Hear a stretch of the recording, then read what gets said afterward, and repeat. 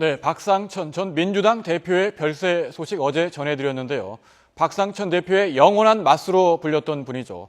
박기태 전 국회의장이 우리는 맞수가 아니라 내가 그분의 하수였다면서 안타까운 마음을 드러냈습니다. 정치권 라이벌을 넘어 명콤비로 불렸던 두 분의 이야기, 지금부터 최창렬 용인대 교수, 김주환 YTN 정치안보 전문기자와 함께 짚어보도록 하겠습니다. 두 분 안녕하십니까? 안녕하세요. 네, 두 분 정말 영원한 맞수였다 이렇게 정치권에서 불렸는데 박기태 전 의장이 매우 슬퍼하셨다면서요?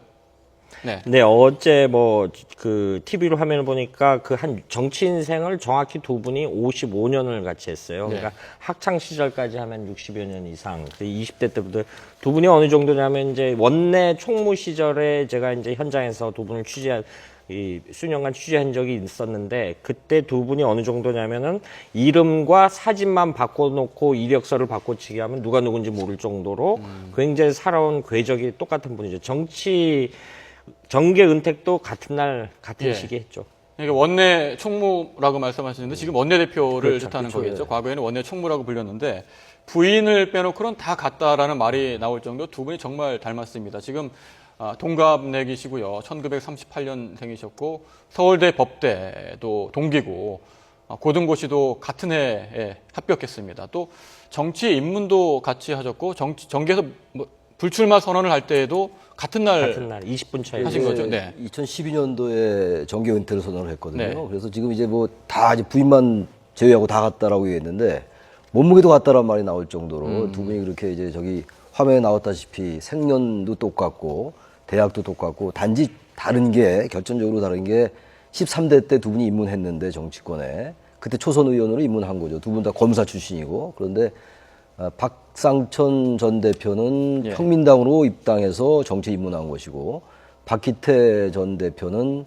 민주정의당이니까 정치적 지향이나 이념은 전혀 다른 거죠. 네. 우리가 이제 박상천, 박기태 두 분을 비교할 때 워낙 같은 점이 많았고 또 원내 대표, 그 당시 원내 총무라고 했어요. 네. 지금 원내 총무는 그때 대표가 지명하는 자리였으니까 원내 총무와 또 대변인을 또 같이 했어요. 그러면서 그 당시 그야말로 촌철살인의 명대변인들의 그 말들이 있었고 최근에 우리 정치가 막말 파동 많이 있지 않습니까? 그때를 생각하면은 후배 정치인들이 많이 배워야 될 분들인데 아무튼 민정당과 평민당으로 입당해서 정치 입문했다는 것은 상당히 다른 점이었다. 13대 총선 그 당시 여소야대 민주화 이후에 첫 총선이었죠. 그때 입문했던 그런 분들입니다. 지금 최 교수께서 말씀하시는 걸 약간 첨언을 하자면요. 두 분이 이제 논평 중에 우리가 지금 흔히들 쓰는 정치 구단이라는 말은 이제 당시 박기태 대변인이 만들어 정치 구단. 네. 그리고 내가 하면 로맨스고 남이 하면 불륜이냐라는 것도 당시 이제 박기태 대변인이 만든 그 표현이고요. 그래서 두 분이 그 굉장히 좀 인상적이었던 거는 영원한 맞수라고 하는데 이 맞수에 대해서 박상청 대변인이 박기태 당시 친구이자 상대당의 정치인인데 평가를 이렇게 했어요. 우리는 경쟁적 맞수가 아니다. 보완적 맞수다. 보완적 맞수다. 보완적 맞수다. 그러면서 박상천 의원 같은 경우는 박기태 대변인이 참 말이 어눌하지만 굉장히 대중을 파고드는 좀 이렇게 굉장히 진솔한 감이 있다. 그리고 고인이 된 박상천 의원이 굉장히 속사포예요. 굉장히 빠르게 해서 이제 그때 출입 기자들은 저희들은 이제 그때 방송에서 적절한지는 모르겠습니다만은 별명을 핏대라 그랬습니다. 저희들이 왜냐하면은 굉장히 기자들이 말을 잘못해도 질문을 잘못해도 그 자리에서 지적을 하고 논리적으로 지적을 하고 이런 분이셨거든요. 그랬는데 그분을 하면서 이 박상천 의원이 박기태 대변인에 대한 평가는 박기태 대변인이 박상천에 대한 평가는 이렇게 했습니다. 내가 논평 싸움에서 졌지만은 상대인 친구인 박상천이가 빛나서 더 기쁘다. 이래가지고 평생 굉장히 실제 국회 현장에서 어떤 정치적 지향점은 다르지만 말씀하신 대로 다르지만은 굉장히 그런 어떤 평생 같이 가는 친구인 모습을 많이 볼 수 있었습니다. 예. 말에도 비유를 말씀하셨습니다만 품격이 느껴지고요. 그 다음에 전곡을 찌르고 뭔가 겉으로는 싸우는 것 같지만 뒤로는 또 정이 통하는 그런 정치권의 분위기가 전혀 지금과 달랐던 것 같습니다. 그러니까 이제 흔히들 하는 얘기가 JP 김종필 전 총재 있지 않습니까? 그래서 JP를 이제 마지막 남은 낭만의 정치인이었다 이런 말씀들 많이 하는데 지금 하는 말씀들이 그 맥락인 것 같아요. 지금은 말이 굉장히 거칠고 이건 단지 직설적이라는 거하고 또 다른 거거든요. 예. 막 상대방의 폐부를 찌른 것하고 예. 상대방을 이렇게 매도하고 비난하는 거가 상당히 다르단 말이죠. 그래서 이제 박상천과 박기태 두 대변인을 우리가 자꾸 떠올리는 이유가 민정당과 그 당시 평민당은 그 이후에야 뭐 신한국당 또 민주당으로 바뀌었습니다만 상당히 아주 그 극단적인 대립이었거든요. 네. 사실 지금보다 훨씬 더 극단적으로 대립했던 당들이죠. 그럼에도 불구하고 두 대변인이 상대를 존중하는 가운데 촌철살인의 화법을 동원했던 게 박기태 대변인이고 박상천 대변인은 조금 결은 다른 예. 촌철살인은 아니지만 뭔가 직설적으로 얘기를 하는 이런 것들이 어쨌든 품격이 있었다라는 거예요. 품격을 잃지 않았다라는 거예요. 97년 당시에 그 두 분이 지금 스타일은 달랐지만 어떤 말을 했는지 저희들이 자료 화면에 있는데 보면서 이야기를 나눠보도록 하겠습니다. 소관 상임위원 내무에서 심의에 착수할 것입니다. 이 심의 기구를 여야 간에 새삼스럽게 합의할 꼭 필요성도 없습니다.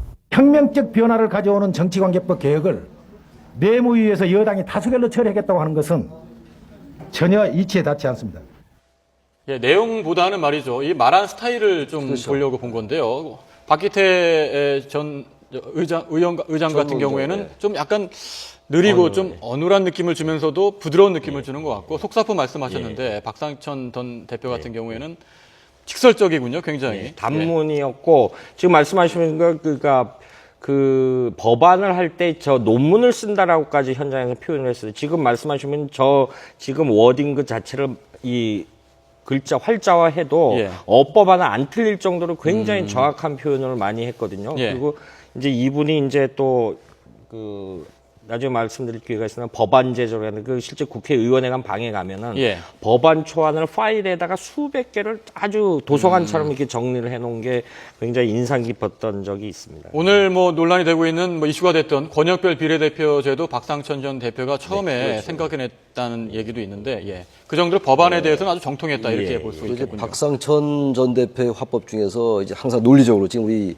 김주환 기자 말씀처럼 그대로 써도 된다고 할 정도로 첫째, 둘째, 셋째 이렇게 논리적으로 나열하는 그런 화법을 구사했거든요. 네. 제 생각은 이러이러합니다 해가지고 그래서 그야말로 DJ 앞에서도 할 말을 하는 정치인이었다. 그리고 김대중 전 대통령이 대통령 되기 전에 유일하게 담배를 폈던 정치인이다. 이런 얘기를 같이 있습니다. 맞담배를 네, 필 수 있는 폈다라는 정도로 거입니다. 뭐 대통령 되기 전에. 뭐 하나 첫째, 둘째, 셋째는 고 김대중 전 대통령 화법이기도 하지 않았습니까? 비슷하습니다. 예, 거의 비슷한데 말도 빠르고 논리적이었기 때문에 DJ도 그런 점을 인정했다. 이렇게 정치권에서는 이야기가 나오고 있지 않습니까? 그때 2007년도인가요? 그때 민주당 대표였는데 박상천 대표가 그때 2007년도에 결국 뭐 이명박 후보가 당선되지 않습니까? 그해 말에 그때 열린우리당과 이제 민주당의 분당 원인을 가지고 또 DJ와 이 박상현 전 대표가 논쟁하는 것도 나오고 그래요. 그러니까 그만큼 할 말을 했던 정치인이다. 자기의 그 주군인 김대중 대통령 앞에서도 그런 점을 높이 사는 거죠.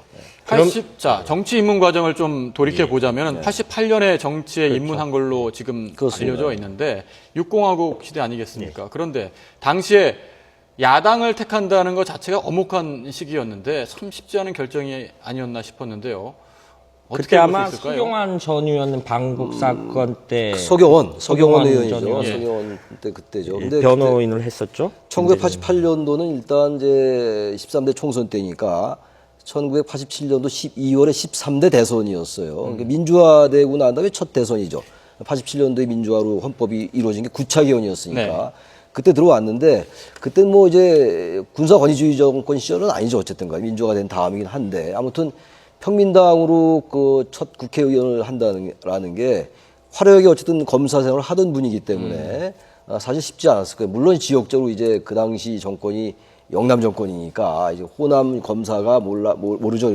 인사에서 뭐 상당한 뭐 에러 같은 게 있었는지 모르겠으나 뭐 그런 점들에 있어가지고는 상당히 쉽지 않은 선택이었다. 그 당시로서 이렇게 생각을 합니다. 예. 지금 뭐 박상천 전 대표, 박기태 전 의장 이야기를 하고 있는데 두 분이 닮은 점도 있고 뭐 다른 점도 있지 않습니까? 그런데 이 지금 여야로 나눠서 다른 정치 진영에 들어갔단 말이죠.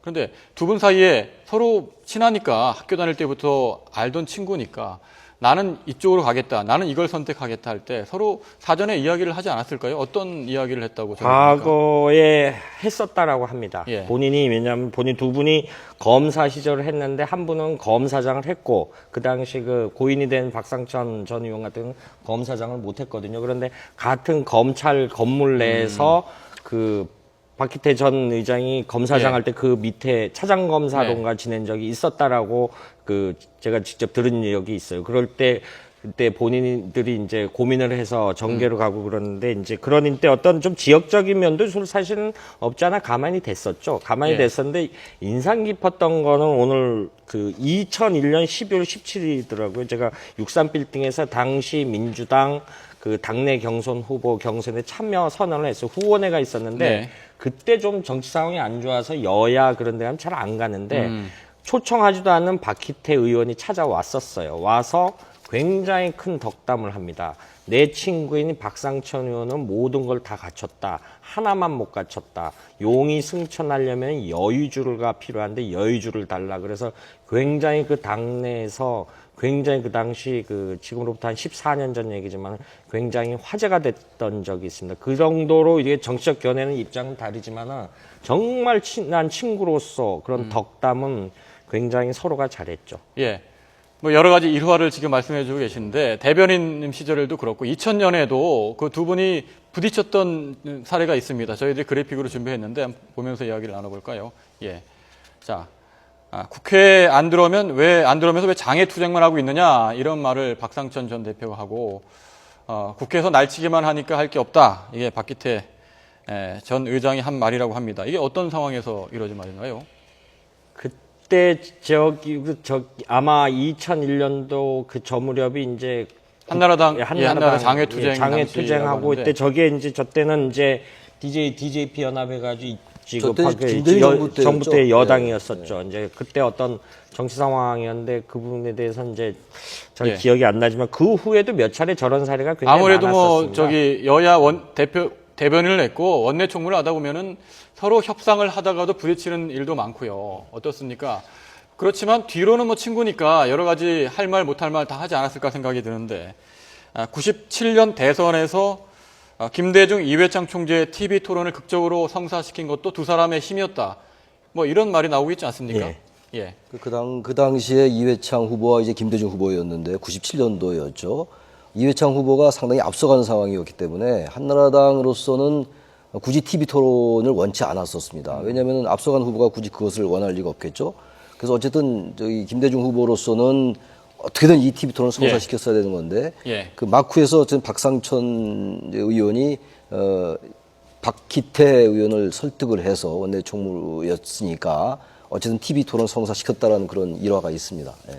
당시 좀 정치 상황을 보면 이제 원내 총무의 권한이 예. 굉장히 이제 정치가 협상과 그 어떤 그 권한을 줘야 되는데 굉장히 그 좀 권한이 좀 많았습니다. 실제 이 두 분이 그러니까 당시 이회창 총재 신한국당 쪽에 있었고 여기는 김대중 전 대통령 쪽에 있었지만은 이 두 분이 워낙 그 논리적이고 정치적 그 당내 의원들 설득하는 능력이 예. 당시 굉장히 좋았습니다. 지금 이제 다시 말씀드리면 이 두 분이 왜 명대변 이야기를 다시 그 얘기를 하면은 지금 이제 최 교수께서 말씀하셨지만은 지금의 논평이 막말로 하지만 또 다른 측면에서 보면은 정치는 말로 하는데 조어 능력이 필요하거든요. 근데 예. 좀 외람된 말이면 지금 정치 상황은 언론에 난 거를 다시 회자하는 이런 과정을 거쳤는데 저 두 분 시절은 본인들이 조어를 만들어냈어요. 그래서 기자들이 도저히 안 쓰면 안 되게끔 하는 그런 그 논평을 만들어서 지금은 일단 이야기를 하면 컴퓨터로 받아주는 그때는 이렇게 딱 한 장짜리를 정해서 예. 이게 기자실에 릴리스하고 그런 형태였거든요. 그러니까 그런 데에 대한 조어 능력들이 굉장히 두 분이 탁월했습니다. 그러니까 그러다 예. 보니까 결국은 정치의 수준도 높아졌다 이렇게 평가들을 하는 거죠. 예. 오늘 이제 어제인가요? 박기태 전 의장이 한 말이 영원한 맞수라고 하는데 하수였다 자신이 이런 말이 굉장히 유머가 있으면서도 품격이 있게 들리잖아요. 자신을 낮추면서도 그렇게 비굴하지 않고 말이죠. 이런 것들이 좀 일상화돼야 되는데 요즘 정치는 정치 현안 가지고 막바로 들어가니까 너무 비유가 사라졌다라는 얘기예요. 그래서 정치에는 어느 정도의 여유가 필요합니다. 여백이 필요한데 이 이제 박상천 전 대표의 별세를 계기로 해서 우리 정치가 좀 이런 것들도 좀 배워야 될 것 같아요. 서로 입장이 다르다 하더라도 역지사지하는 그런 모습이라든지 네. 저도 말에 있어서 품격을 담아서 네. 뭐 상대를 비판하더라도 논리적으로 하되 비유적으로 좀 하면서 한격 높이는 품격을 이러한 것이 너무 사라지는 것이 아쉽다라는 생각을 합니다. 예. 네, 박기태 전 의장이 나는 짝 잃은 거위다 이런 네. 표현을 하게 되는데 뭐 가족이 돌아가신 것도 아닌데 저런 표현을 한다는 것도 참 그렇죠. 예. 예, 어떻게 보면 따뜻한 마음을 느낄 수가 상대의 있는 존재가 것 같습니다. 있음으로써 자기의 존재가 부각되는 이런 관계들이었거든요. 아주 유난한 관계셨던 것 같아요. 네. 제가 옛날에 통일민주당 전문위원 할 때 그때 이제 들어왔던 분들인데 13대 의원들이니까 그때 아주 옛날입니다만 15대 때니까 13대 때니까 옛날 생각이 나는데 그때는 물론 대변인 하기 전이었습니다만 대변인 할 때도 그렇고 원내 총무할 때도 그렇고 그때는 꼭 이분들이 아니더라도 좀 품격이 좀 있었던 것 같아요. 하다못해 이 박기태 원내 총무 전에 서청원 원내 총무였었는데 13대 때, 15대 때 그 이후입니다만 그때도 이렇게까지 안 했던 것 같아요, 정치는. 그래서 그런 점이 상당히 아쉽다라는 생각이 자꾸만 드네요. 네. 자, 마지막으로 말이죠. 왜 지금 이런 낭만이 사라졌는지 요즘에는 오히려 정치권에서 막말을 함으로써 주목을 받으려는 정치인들이 등장하고 있는 것 같습니다. 우리 여야 정치인들 이 점만큼은 꼭 고쳐야 되고 이 두 분한테 꼭 배울 점은 무엇인지 마지막으로 교수님이 한번 정리해 일단 뭐 주실까요? 지금 이제 노이즈 마케팅이라고 해서 인지도가 높아지면 같이 이제 정치적인 주가가 올라가는 뭐 이런 프레임이 좀 형성돼 있는 것 같은데 이런 부분들을 언론도 그렇고 국민들도 그렇고 좀 심판을 해야 된다. 이 노이즈 마케팅을 허용하지 않는 뭐 이런 풍토가 중요하다는 생각을 합니다. 예, 여기까지 듣도록 하겠습니다. 최창렬 용인대 교수, 김주환 YTN 정치안보 전문기자였습니다. 두 분 고맙습니다.